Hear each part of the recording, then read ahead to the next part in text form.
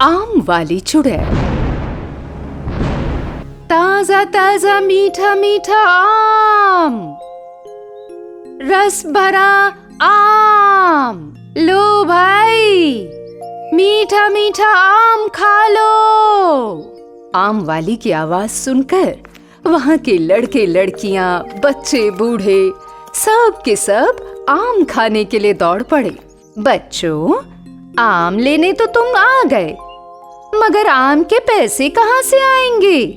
जाओ पहले अपने अपने घरों से आम के पैसे ले आओ, फिर खाना मीठे मीठे आम। मेरे घर में तो पैसे है नहीं आंटी।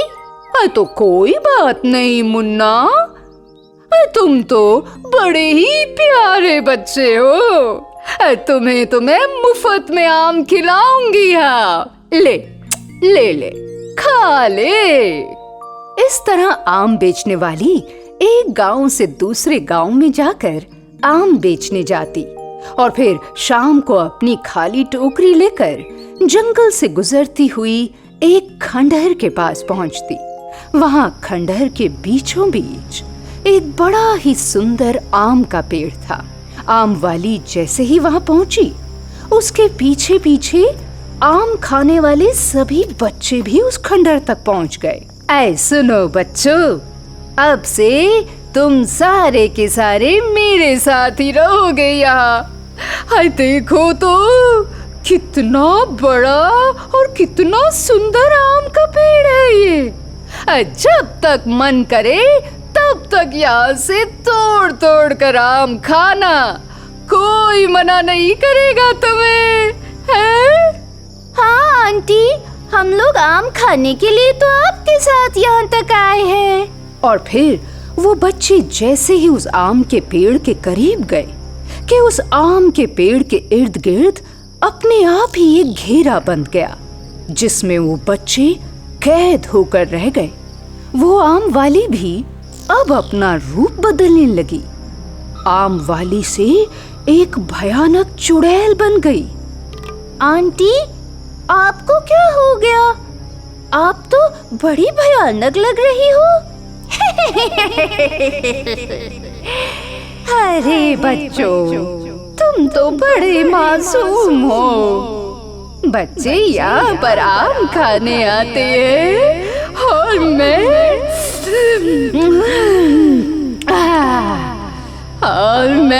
बच्चों को खाने के लिए अब तुम लोग मरने के लिए तैयार हो जाओ। ये बात सुनते ही सारे बच्चे बुरी तरह डर गए। आम वाली चुड़ैल ने पहले एक बच्चे का गला काटा, फिर उसका खून सीधे ले जाकर आम के पेड़ की जड़ में डाल दिया और फिर उसका मांस काट काट कर खाने लगी। इस दृश्य को देखकर बाकी हाजिर बच्चे तो और भी ज्यादा डर गए। अरे अरे अरे अरे अरे, डरते क्यों?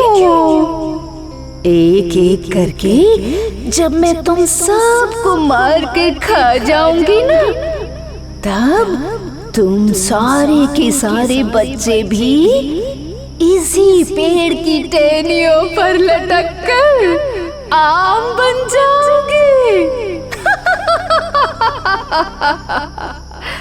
ये जो आम लटके हुए देख रहे हो ना, ये सारे मेरे द्वारा ही तो खाए हुए बच्चे हैं। हमें यहाँ से जाने दो, हमें हमारे घर पहुँचा दो, बस बस हमें हमारे घर पर जाना है। अब से ये आम का पेड़ और ये खंडहर ही तुम्हारा नया घर है। इस तरह उस निर्दयी चुड़ैल ने वहां मौजूद सारे बच्चों को अपना शिकार बना लिया। उनका खून उस आम के पेड़ की जड़ में डालकर बच्चों का मांस तक खा गई और फिर अगली सुबह उठकर दोबारा उसी गांव में आम बेचने गई। चुड़ैल वही पहले वाली प्यारी मीठी आवाज देकर गांव के सारे बच्चों को अपने पास बुलाने लगी कि पहले से गायब बच्चों के घर के पास काफी भीड़ इकट्ठी हो गई है। गांव वाले आपस में बातचीत कर रहे हैं कि वो सारे बच्चे आखिर गए तो गए कहाँ। मैं जानती हूँ वो बच्चे कहाँ गए हैं। बच्चे मेरे पास मेरे घर में है। वहाँ बैठकर आम खा रहे हैं, मीठे मीठे ताजे ताजे आम। लगता है ये आम वाली थोड़ी पागल हो गई है। हम पागल नहीं हैं। अगर यकीन ना हो तो हमारे साथ खुद चलकर देख लो हमारे घर में। मगर एक शर्त है, हमारे साथ बस गांव के 2 आदमी जाएंगे। तो फिर ठीक है, रामू और श्यामू, तुम दोनों चले जाओ इसके साथ, पता करो क्या सच्चाई है। ठीक है मुखिया जी। ऐसा कहकर रामू और श्यामू आम वाली के पीछे पीछे घने जंगलों से गुजरते हुए खंडर तक पहुंचे। रास्ता तय करते करते रात हो गई थी। वहां पेड़ के नीचे एक मोमबत्ती जल रही थी और ठीक उस मोमबत्ती की मध्यम रोशनी के सामने प्रेतराज बैठा था, जो कि उस चुड़ैल का पति था। आज बड़ी देर कर दी आने में, मुझे बड़ी जोरों की भूख लगी है। ये लीजिए, 2 सुंदर नौजवानों को आपके भोजन के लिए लाई हूँ। और फिर देखते ही देखते प्रेतराज का चेहरा भयानक हो गया। हमें छोड़ दीजिए प्रेतराज, हमने कुछ भी नहीं किया। ऐसे कैसे छोड़ दूं? तुम लोग अपने बच्चों से मिलने आए हो ना, तो बच्चों को यहाँ अकेला छोड़कर चलते बनोगे? कितने स्वार्थी लोग हो तुम। अब आए हो तो सच्चाई भी सुनते जाओ। बात ये है कि तुम्हारे बच्चे तो अब इस दुनिया में नहीं हैं। अब अगर तुम्हें उनसे मिलना है तो तुम्हें भी उसी दुनिया में जाना पड़ेगा जिस दुनिया में तुम्हारे बच्चे गए हैं। है ना ठीक बात? यानी कि तुम लोगों को भी मरना पड़ेगा आज रात। दोनों ने मिलकर रामू और श्यामू को मार डाला। आज तो बड़े हट्टे कट्टे नौजवान पकड़ कर लाई है। इनका ताजा ताजा मांस खाकर मेरा तो पेट भर गया। पति की सेवा करना पत्नी का पतिव्रता धर्म है स्वामी। ओहो, आज तो बड़ी धर्म कर्म की बातें हो रही है। सुबह फिर से नए शिकार की तलाश में जाना है मुझे। हाँ, ठीक कहती है तू पतिव्रता नारी। उधर गांव में जब काफी इंतजार करने के बाद भी रामू, श्यामू और गायब हुए बच्चे नहीं लौटे, तो बाकी गांव वाले उन्हें ढूंढने निकले। गांव वाले तलाश करते करते एक मंदिर तक पहुंचे, जहां पर उन्हें एक योगी बाबा मिले। रुक जाओ, तुम्हारी तलाश यहीं पर खत्म होती है, क्योंकि मैं जानता हूँ तुम जिन्हें ढूंढ रहे हो वो अब इस दुनिया में नहीं है। सब के सब मारे जा चुके हैं, मगर आगे से इस गांव के लोग ना मारे जाएं, इसलिए उस आम वाली चुड़ैल को मारना होगा। आम वाली ने सबको मारा है? वो आम वाली नहीं, एक चुड़ैल है, चुड़ैल, जो रात को बच्चों को अपने पीछे पीछे उस खंडहर तक ले जाती है। वहाँ एक आम का पेड़ है। तुम्हारे बच्चों को मारकर उनका खून आम के पेड़ की जड़ में डालकर नए आम उगाती है। और फिर उन्हीं आमों को तुम्हें बेचकर पैसे भी ठगती है तुमसे। ये आम वाली तुम लोगों को भारी नुकसान पहुंचाएगी भविष्य में। तो फिर बाबा आप ही बताइए हम लोग क्या करें? इसका कोई उपाय नहीं है क्या? उपाय तो है, केवल 2 लोग मेरे साथ उस खंडहर पर जाएंगे, फिर देखना मेरी मंत्र शक्ति का कमाल। चलो फिर। ऐसा कहकर उन योगी बाबा ने अपने साथ 2 लोगों को लिया और फौरन निकल पड़े खंडहर की ओर। फिर देखते ही देखते जब योगी बाबा खंडहर पहुंचे तो उस आम के पेड़ की जड़ में उन्होंने अपने साथ आए हुए व्यक्तियों को कमंडल का पानी डालने के लिए कहा।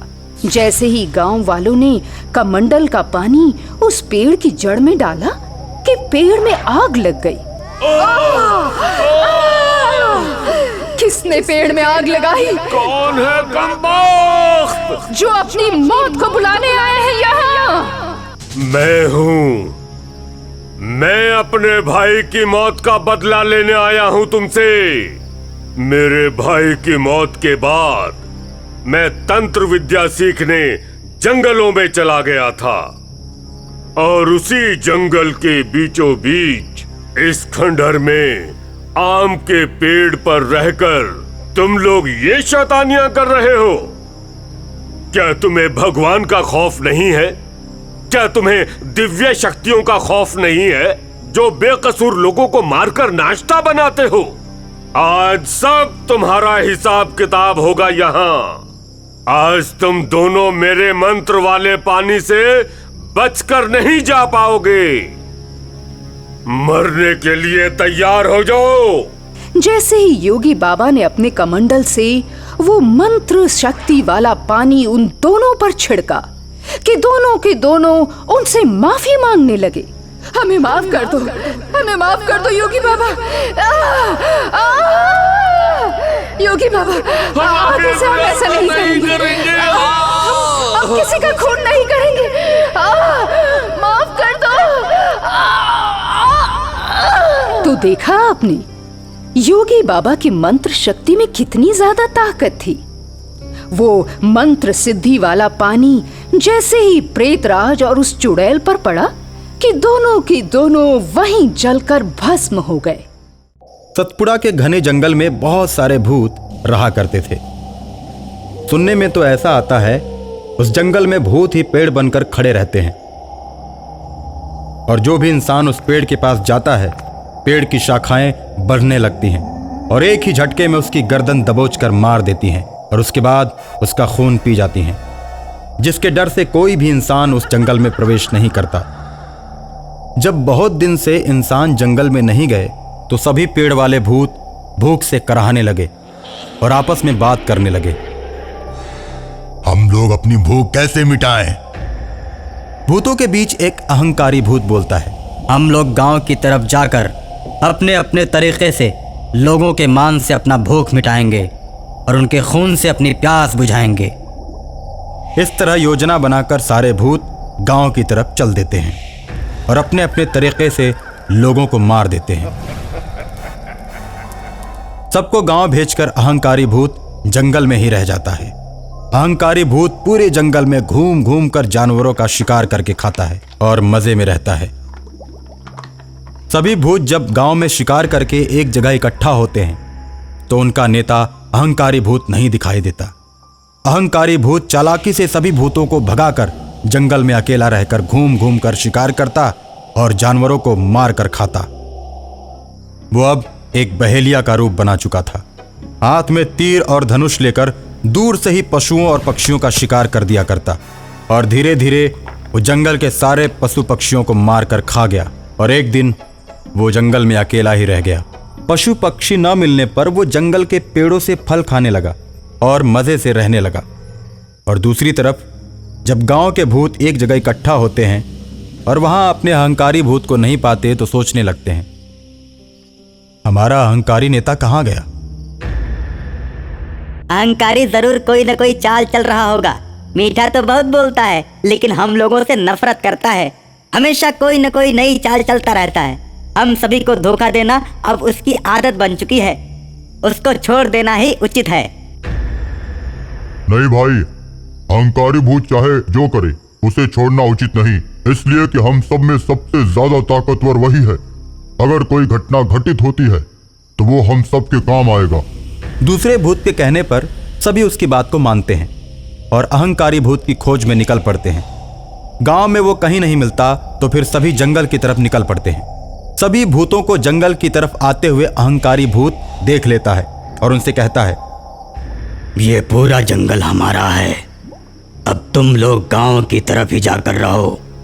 ऐसा है कि हम लोगों की जनसंख्या बहुत अधिक हो चुकी है। एक जगह सभी का रहना ठीक नहीं। तुम लोग भी अपना अपना गांव बांट लो और एक एक गांव में एक एक भूत हो जाओ। उसके बाद सब मजे से रहेंगे। नहीं अहंकारी भाई, एकता में ही बल है। अगर कोई भी मुसीबत आएगी तो हम सब एक साथ मिलकर उसका मुकाबला करेंगे। ऐसे जब हम लोग अलग अलग हो जाएंगे तो हम कमजोर पड़ जाएंगे। अब तुम हमें सिखाओगे, भूत कभी भी कमजोर नहीं होता। हम लोगों की शक्तियों का कोई अंत नहीं। हम लोग अकेले ही इस दुनिया से काफी ज्यादा ताकतवर हैं। फिर मुसीबतों का सामना करने में डर कैसा? जैसी मुसीबत आएगी हम उसका सामना करेंगे। परेशानी आने पर हम एक हो जाएंगे। नहीं, आज हम तुम्हारा कहना नहीं मानेंगे। हम लोग तुम्हारे साथ ही रहेंगे। ठीक है, तो फिर जंगल में आ जाओ। और इस तरह सभी भूत फिर से जंगल में रहने लगते हैं और पेड़ का रूप धारण कर लेते हैं। जब भी कोई पक्षी पेड़ पर बैठता है तो पेड़ बने भूत उसे मारकर खा जाते हैं। और अगर कोई जानवर पेड़ के नजदीक से गुजरता है तो पेड़ की शाखाएं बढ़ने लगती हैं और जानवर को पकड़कर खा जाती हैं। यह सिलसिला बहुत दिनों तक चलता रहता है। एक दिन अहंकारी भूत ने सोचा, मैं सभी भूतों को मारकर पूरे जंगल पर कब्जा कर लूं। ऐसा सोचकर अहंकारी भूत जंगल में आग लगा देता है। आग लगते ही जंगल के सारे पेड़ जलने लगते हैं। उन पेड़ों के साथ साथ भूत बने पेड़ भी आग में जल जाते हैं और इस तरह अहंकार से भरा हुआ भूत अपने सभी भाइयों को मार देता है और अकेला होकर पूरे जंगल पर एक छत्र राज करने लगता है।